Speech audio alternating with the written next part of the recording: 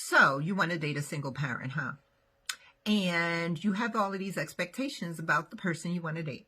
You want them to have a house and cars and jewelry and money and a career and be highly educated and have a perfect credit score and be able to have a business and all of these other materialistically focused things.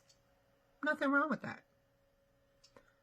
But if you're going to date a single parent, you need to understand that those parents make sacrifices for their kids. I'm a single parent, make sacrifices for our kids. We make choices, sometimes financial choices, sometimes travel choices. So a single parent might be less traveled. Career choices, education choices. We make choices so that our kids can have. But then when it comes down to dating, those same choices are not thought of. It's, well, I still have the expectations that you would have from anybody else that doesn't have a kid.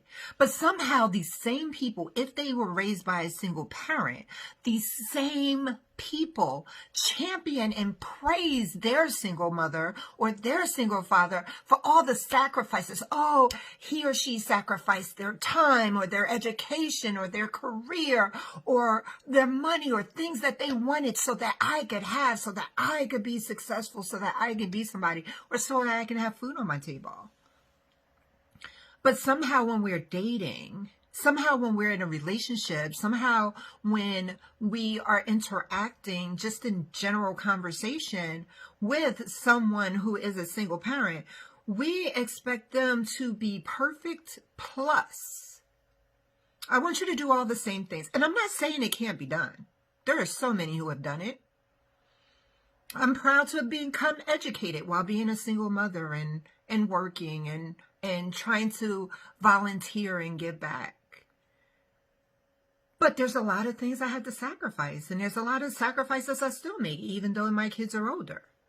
So what are some of the sacrifices you're willing to accept? Are you even considering that that person might not have the perfect financial situation, or they might not be well educated, or they just might not have everything on your checklist?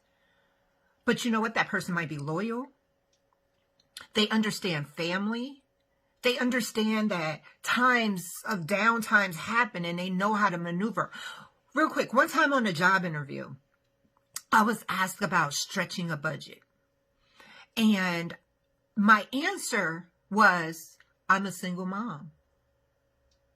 That was my answer because I said, I understand stretching a budget because I'm a single mother. So yes, I can bring that to this department. I can bring the understanding that there are different people who have different pulls and need different things from the budget, and how to talk to them and how to try to make the most of the situation. So I use being a single mother as an asset, not a deficit. Think of single parenting that way.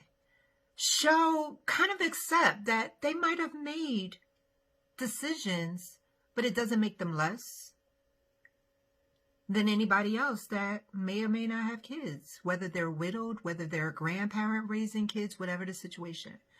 So just want to give you something to think about, ask you a few questions. All right, Dr. Toni. Bye.